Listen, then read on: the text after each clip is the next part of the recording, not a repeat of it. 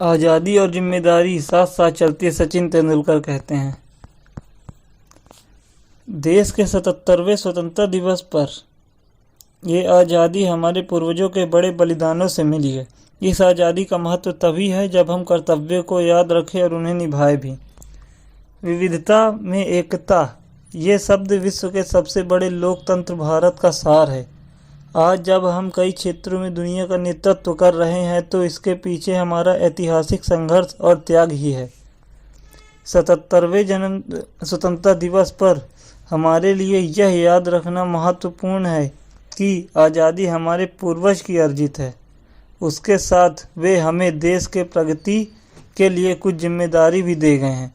एक समाज के रूप में हमें एक दूसरे का सम्मान करना चाहिए, फिर चाहे हमारी विचारधाराओं या मान्यताओं अलग अलग क्यों ना हो।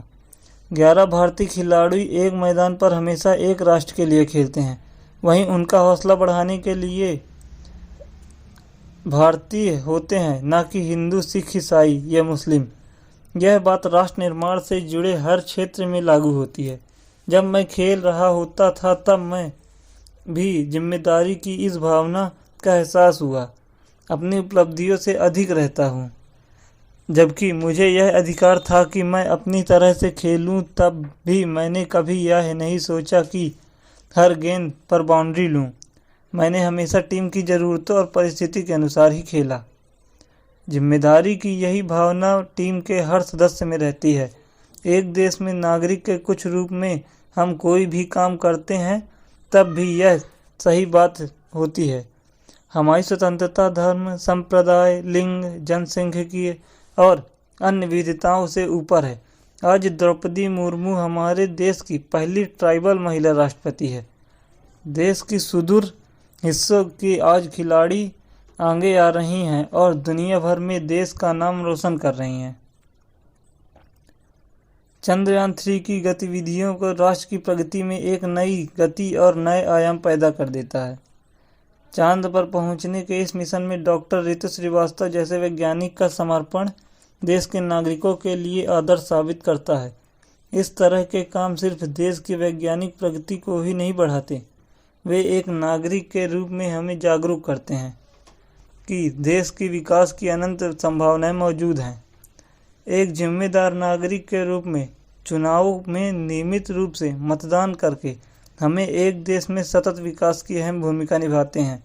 हम सिर्फ अपने लिए नहीं, पूरे समाज की भलाई के लिए वोट करते हैं। इसी तरह कई अन्य रास्ते भी हैं जिनके माध्यम से भी व्यापक बदलाव ला सकते हैं।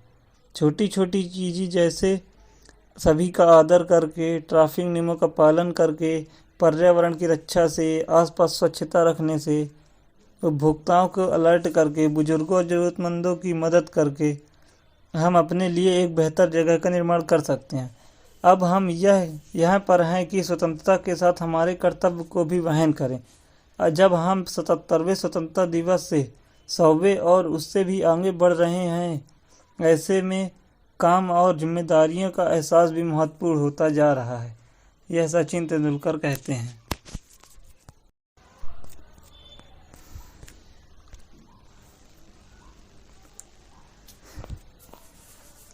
शिमला में खचाखच भरे मंदिर पर गिरा पहाड़, 25 से 30 लोग दबे, अब तक 9 की मौत।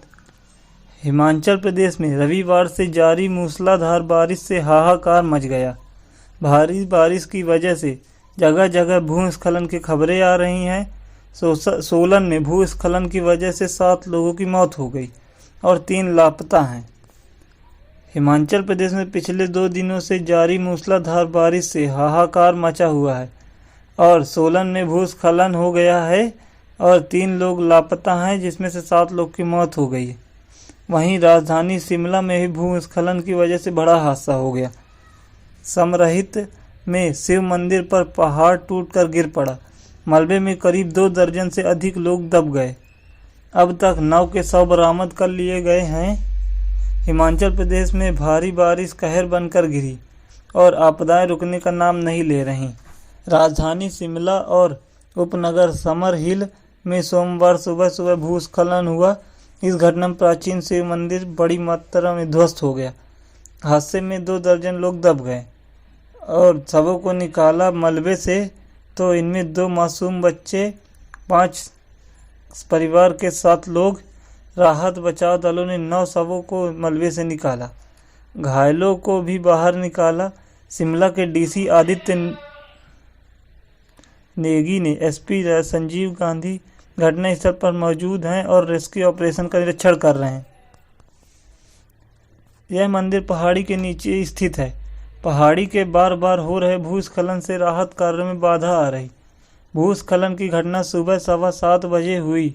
सोमवार का दिन होने के कारण लोग बड़ी शिव मंदिर में माथा टेकने आए। उस दौरान मंदिर में भूस्खलन हो गया। घटना स्थल पर तबाही का मंजर देखकर हर कोई शहर उठा। शिमला के एसपी संजीव गांधी ने बताया कि घटना स्थल से 3 शव बरामद हुए। राहत कार्य जारी है। मलबे में कई लोगों के दबे होने की आशंका है। इन्हें निकालने की कोशिश की जा रही है। मुख्यमंत्री सुखविंदर सिंह सुक्खू ने घटना पर शोक जाहिर करते हुए कहा कि बारिश की वजह से भारी तबाही हुई। उन्होंने एक टीवी चैनल में बातचीत की और कहा कि पिछले 48 घंटे से 4 जिलों में जिस प्रकार की बारिश हुई है उनसे कहर बरपा रखा है। व्यास नदी का जलस्तर बहुत अधिक है। भूस्खलन की वजह से लोगों की मौतें होती जा रही हैं और जनजीवन अस्त व्यस्त हो गया है। मैं खुद वहां हालात का जायजा लेने के लिए पहुंचा। बारिश लगातार जारी है। अगले 12 घंटों में बारिश थम नहीं रही। इसके बाद हम राहत और बचाव कार्य को तेज कर पाएंगे। उनके बाद कहा कि उन्होंने पूरे राज्य में बारिश हो रही, जगह जगह पेड़ गिरे हैं। सभी कर्मचारी अधिकारियों को राहत और बचाव कार्य में जुटने को कहा। यहाँ सावन के आखिरी सोमवार के दिन भक्तों की शिव पूजा करे, तभी अचानक भूस्खलन में मंदिर बह गए। जानकारी के मुताबिक भूस्खलन हिमाचल प्रदेश की सड़कें बंद पड़ी हैं। घरों में ना तो बिजली है और ना ही पानी। लगातार हो रही बारिश की वजह से रेस्क्यू ऑपरेशन चलाने में भी परेशानी। जिला प्रशासन ने लोगों को एहतियात बरतने की अपील की, साथ ही गैर जरूरी पर यात्रा न करने के लिए कहा। शिमला आने वाली सभी सड़कें बंद हैं। इसके अलावा शहर की भी सड़कें बंद हैं। मौसम विज्ञान केंद्र शिमला ने प्रदेश भर में कई जिलों में भारी बारिश ऑरेंज अलर्ट भी जारी किया है।